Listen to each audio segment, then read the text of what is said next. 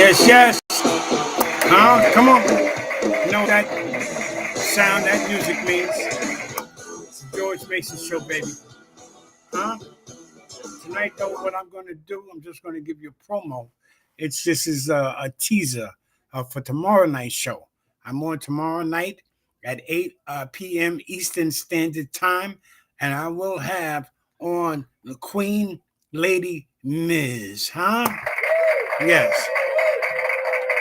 She goes by the moniker show name of Lady Miz, but Chucky Chuck uh, gave her the title, throned her queen.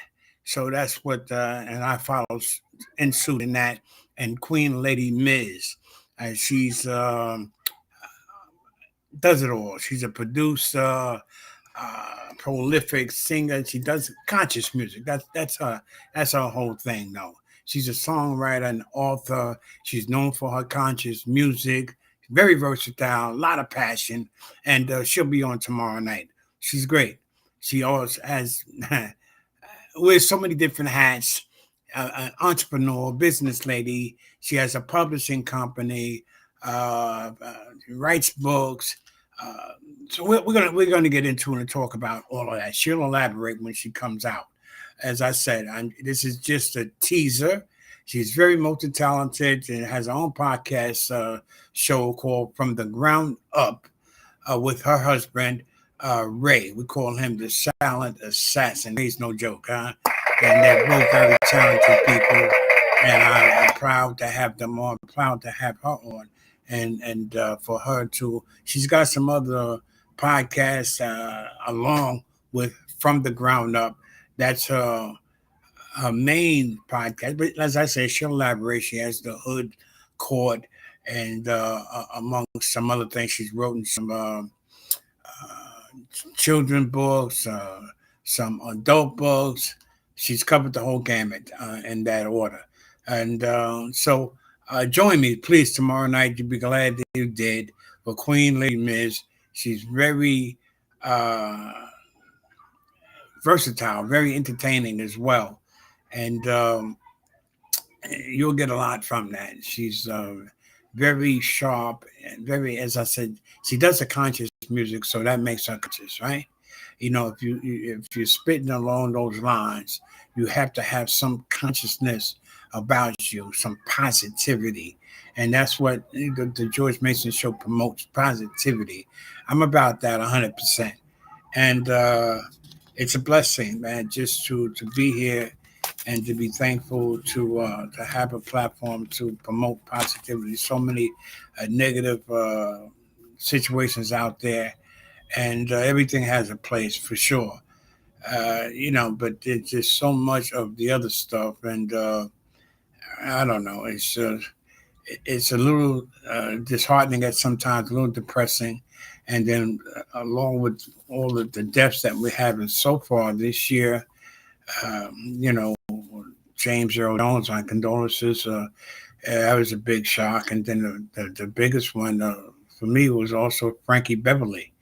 My condolences to Frankie's family and James Earl Jones' family. And then tonight, I just seen before I came on to come in the news feed, John Amos. Yeah, John Amos, James from Good Times, passed away. And we take so much for granted, and we think that these people, I guess, are going to be around as long as we're around. I can't say live forever or whatever, but you just don't when someone along that magnitude passes away, it's a shock. It's no question about that.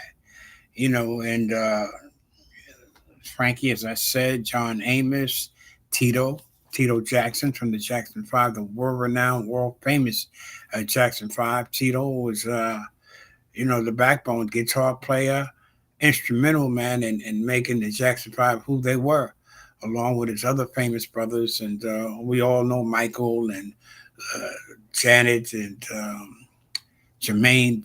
They stand out. But they were a family and they were a group, and God bless each and every one of them. And we lost him, and Pete Rose, a baseball player, a great baseball player. He got banned from baseball because he was a bettor. He liked to bet on the games. That was his vice. So they banned him from baseball. In the hitting, I think it was the 4,000 club. Correct me if I'm wrong, but he was just an amazing 2,000 hits. I think it's 4,000 hits. I'm not. Alexa, how many hits did Pete Rose have? In his career, Pete Rose had 4,256 hits. Wow. 4,256 hits. Yeah. When I first said 4,000, I was in the ballpark, but yeah, 4,000. My goodness. And he never got, got voted into the Hall of Fame because of that. He was banned from baseball because of he betted on baseball.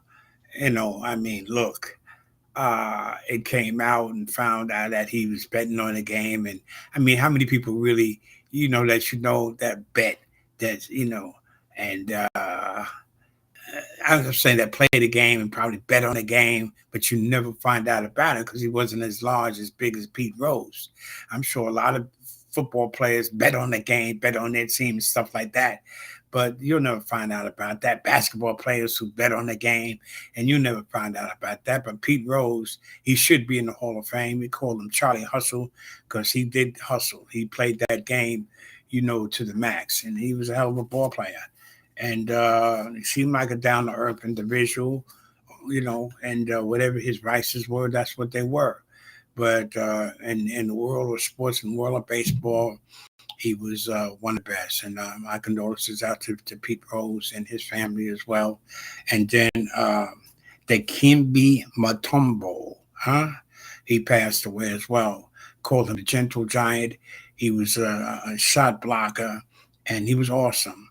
He was he's in the Hall of Fame, and I remember Michael Jordan came down and dunked on him one time, and the Kimbe he was known for no, no, no, no.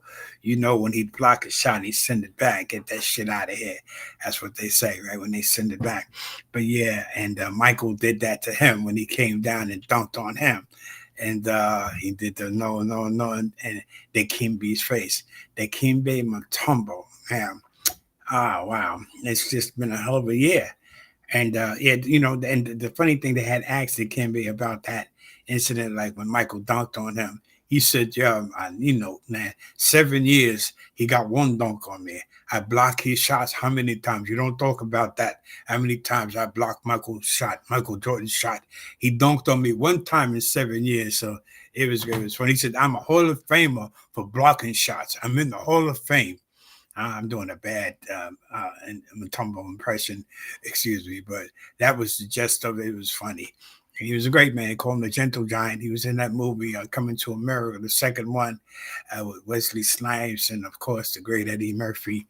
And terrific movie, very funny movie. And John Amos was in that movie. And it's just, I look, as I said, when I came on, before I came on to promote this show tomorrow night with Lady Miz, John Amos passed away. I'm looking at the list here. Yeah, Pete Rose, Chris Christopherson, Frankie Beverly, Amos, Richard Lewis, Mercury Morse for football fanatics, Sergio Mendes, just a few lists. Richard Simmons, the list goes on and on and on. And so far, it's 2024. We're in October. It's October 1st. So, wow, I always say, hug your loved ones. If you love somebody, tell them you love them. Get that message across because we don't know, as they always say. Saying goes, we never promise tomorrow, and we're not. That's the thing, So uh, keep it strong, stay positive, stay on the upbeat, and try to do the right thing, man. You can't be in the wrong if you're doing the right thing. And as I said, tomorrow night I will have Lady Miz on. She's very versatile, very talented, and she brings a breath of fresh air. She really does, with her hustle, you know, writing the books, the different companies that she has and the projects that she's involved with. So her and her husband have From the Ground Up Productions, and along with several other projects, and on the entrepreneurship and the business realm. She does the potatoes. Like I said, she'll come and she'll elaborate. You know what I'm saying? I don't want to. In sales, they always say, sell the sizzle, right? Don't give it all away. But that's I'm just excited. I'm excited, about what's going on with her. And tomorrow night, I want everyone to tune in. I want to have a good audience. I sent her the link to send it out, to share it and stuff like that. I'm sending to a few more people to share it, to get a good crowd for her and him, because she's got a lot of knowledge and she shares a lot. And it'd be a blessing for you to be on it. And that's my time. Tonight, like I said, we got the debate coming on tonight. And it should be interesting. Vice presidential debate. I think it starts at 7. That's Eastern Standard Time, if I'm not mistaken. I'm here in New York. Alexa, what time does the vice presidential debate come on tonight? Tim Waltz and J.D. Vance have agreed to an October 1st debate in New York City, hosted by CBS News at 9 p.m. Eastern. 9 p.m. CBS Evening News anchor Norah O'Donnell and Margaret Brennan of Face the Nation will moderate. The debate will be broadcast on the CBS television network and can be streamed on all platforms where CBS News 24/7 and Paramount Plus are available. The debate will also be made available to simulcast. Alexa, thank you. Good evening, George. My pleasure. Just doing my job. Yes. So 9 o'clock Eastern Standard Time here, and I'm based out of New York, and it should be interesting. Let's see what these two candidates are bringing to the table, and what their platforms are. What they have in store. Who seems like they will be, fit for office, if you will, or we're really qualified. But we never really know. We only see, what we see. They're prepared for this. They've been doing prep and stuff like that. But again, it should be very interesting. So tune in for that tonight, the debate. And check that out, and check me out tomorrow night, the George Mason Show on Facebook, streaming live through Facebook. I do the YouTube and Twitch as well, but I stream. This is my main platform here. I'm more comfortable here with this.